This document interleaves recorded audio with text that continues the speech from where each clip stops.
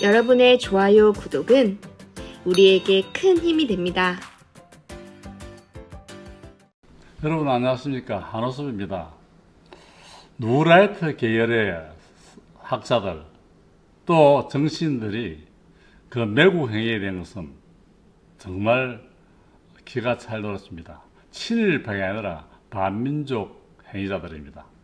다시 말해서 일본의 식민지 생활을 우리가 정당화시키고 일본지 식민지 때문에 대한민국이 근대화됐다는 일본지 식민지 근대화론을 주장하는 그런 망국적 행위를 하는 사람들이 친일파나 친일 매국파라고 합니다. 오늘 제가 한호섭 칼럼은 492번째는 친일 학자들, 또 누라이트계의 학자들, 또 정치인들 매국 행위에 대해서 말씀드리고자 합니다.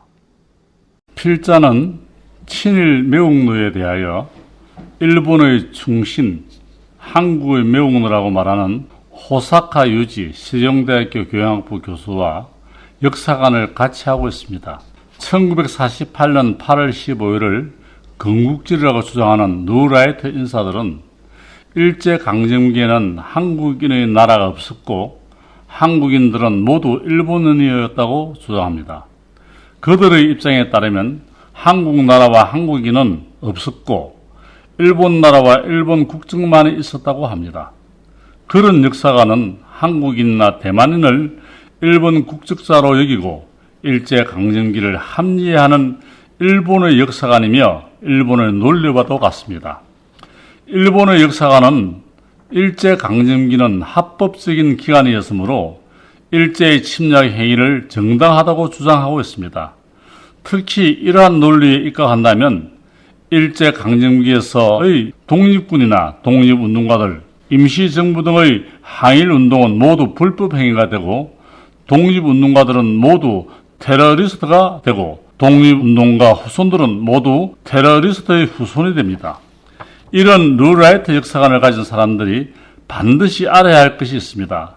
누라이트계 학자와 정치인 등이 건국 대통령으로 추대하는 이승만 대통령이나 한강의 기적을 일으킨 박정희 대통령은 누라이트가 주장하는 논리와 역사관을 거부했다는 역사적 사실을 꼭 알아야 합니다.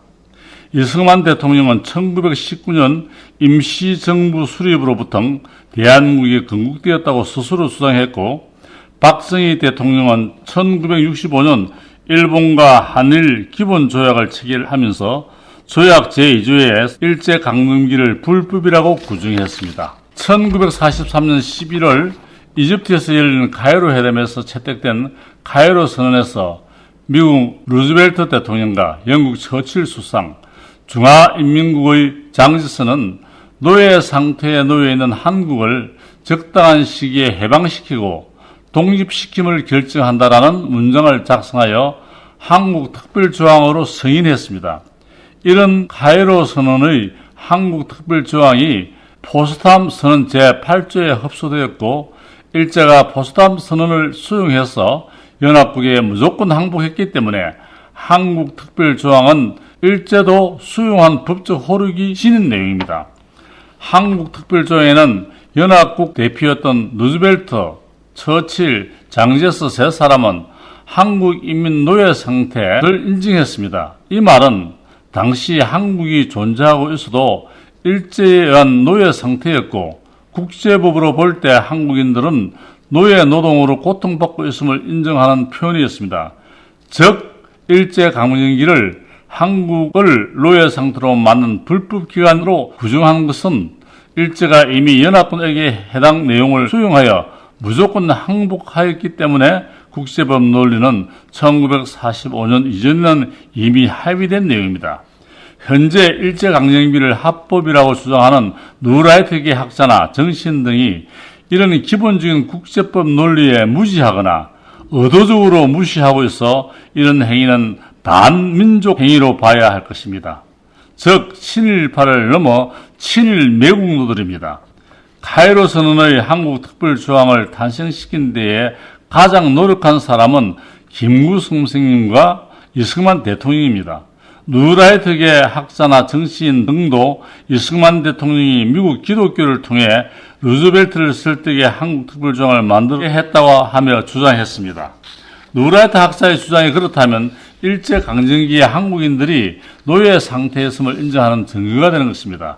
그럼에도 불구하고 누라이트계 학자나 정치인 등은 모순적이기도 일제강점기에 있는 만큼은 합법이었다고 바람차게 주장하고 있습니다.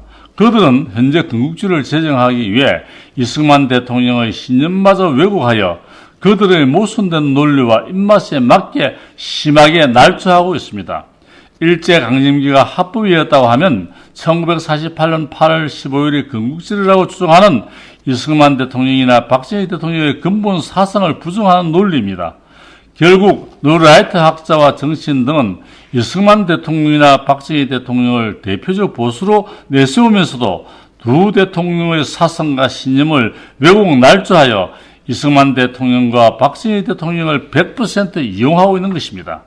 이승만 대통령이 당시 반공을 국시로 하고 친일 세력을 철저히 이용했기 때문에 누라이트 학자나 정치인들은 그 반대로 이승만 대통령이나 박정희 대통령을 이용할 수 있는 만큼 철저하게 이용해서 자신들의 친일 매국 행동을 정당화하려 하는 것입니다.